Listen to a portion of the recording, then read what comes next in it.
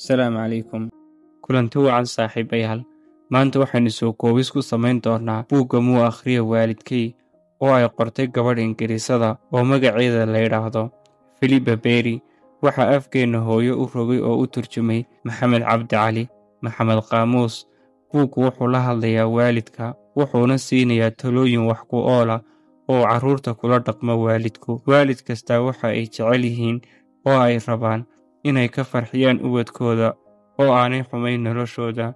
Laakiin waa maxay waddada taas loo mari karaa? Qoraagu wuxuu u qaybiyey 6 cutub, isagoo cutub kasta si farshaxanimo leh ugu faahfaahiyey qodobo kuu sahlaya la falgalka nolosha iyo fahanka carruurta da' kasta iyo xilli kastoo ay marayaan. Qoraagu wuxuu cutubka ugu horreeya kula talinayaa waalidka, isagoo halkaas ku qoray talooyin miidda iyo malabka ka macaan. Waxaana ka mid ah waalidku inaanay carruurta kula dhaqmin noloshii isaga lagu soo koriyey, oo aanu odhan anigaba sidan ayaa laygu soo koriyey. Laga yaabaa inay waalidkiis ahaayeen qaar adag, qaaran casriga noolayn, garanin tarbiyaddu waxay tahay. Taasi waxay keenaysaa haddaad sidaa dhahdo, sidaa ayaan idinku korinayaa isfahan, kala hirdhow, kala fogaasho, iyo ugu dambayn aaya xumo, iyo inaad carruurta aayahooda aad adigu god madow ku riday. Waxaa ka mid ah talooyinka uu waalidka siinayo waalidku carruurta agtooda inay wax wacan ku sameeyaan, waayo carruurtu wixii ay arkaan ayay qaadan og yihiin, wixii loo sheego ma qaataan. Carruurta hortooda inaydaan isku maagin. Waxa uu sheegayaa in haddaa aad sidaa samaysaan aad idinku carruurta god madow aayahooga aad ku rideen. Talooyinka ugu cajiibsan ee uu buuggani bixinaya waxaa ka mid ah inaad idinku isu naxariisataan, isjeclaataan, carruurta hortooda ku muujisaan jacaylkiinna, isuna kaalmaysaan iyagoo carruurtayda arkaya.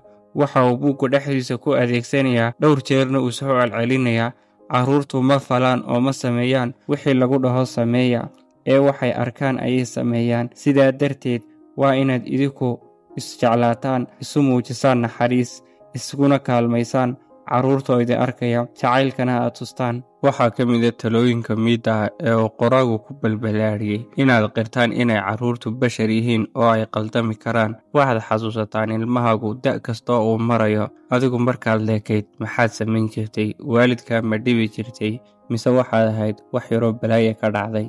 Carruurtu waxay kaaga baahan yihiin talo, tusaale wanaagsan oo ay kaaga daydaan. Waaweynagii hore u soo sheegnay inay carruurtu wixii ay arkaan ay qaataan, balse aanay qaadan wixii loo sheego. Talooyinka ugu cajiibsan ee buugga gudihiisa ku jira waxaa ka mid ah haddii aad xisbi, dal ama magaalo ama wax gaara aad taageerto, ha ku khasbin inay taageeraan, waayo qir inay yihiin dad jira oo waxna rabi kara waxna diidi kara. Waxaa ka mid ah talooyinka ugu muhiimsan ee buugga dhex eegaaga inaad carruurta u naxariisato, inaad la tashato marka uu da'dii tashiga gaadho, in marka uu qaldamo aanad ulis kala dhicin, balse aad qirto inuu qaldami karo, oo aad u sheegto inaad adba soo qaldami jirtay, oo aad la sheekayso waxna aad weydiiso. Inaad carruurta mustaqbalkooda iyo jir ahaanba aad u dhisto, inaad carruurta bal weydiiso waxa ay mustaqbalkooda jecel yihiin, inaad ogaato maadooyinka ay ku fiican yihiin, iyo wax walba oo la xidhiidha garaadkooga iyo ahaanshiyahooga naf ahaaneed. Goobta waxbarasho, waxyaabaha carruurta hagaajiya waxaa ka mid ah goobta ay wax ku bartaan, macalinka wax u dhiga carruurta, gee goob waxbarasho oo tayo sare leh, akhlaaq wanaagsan leh, macalinka joogaana uu wanaagsan yahay. Inaad carruurta macalin wanaagsan u doortay waxay ka dhigan tahay inaad ifisay aayahooda dambe iyo mustaqbalkooda. Deegaanka isna waa meesha saddexaad ee marka laga yimaado waalidka iyo macalinka ee carruurta akhlaaqdooda iyo habdhaqankooda ka qayb qaata. Fahan waxaad hadda samaynaysa. Tusaale ahaan waxa dhacda inaynu iska mashquulino ilmaha wax ay ku ciyaaraan iyo wax kale aynu u dirno si uuna waqti inooga qaadan, oo aynu u samayno waxaynu rabno, inagoo iska indhatirana hibo uu rabo inuu ina tuso iyo waxa uu jecel yahay inuu inoo sheego. Xaqiiq waxa ah inaynu inagu khaladka leenahay oo laga gudbi doono waqtiga uu ilmuhu sida weyn inoogu baahan yahay, taasina ay saameyn ku yeelanayso qiimaha la siin waayey. Erayada aynu adeegsanaa kaalin weyn ayay ku leeyihiin xasiloonida ilmaha. Ilmuhu ma sameeyaan waxa aynu farno, waxa ay ku daydaan ficilada aynu samayno. Ha eegin habdhaqanka ubadkaaga,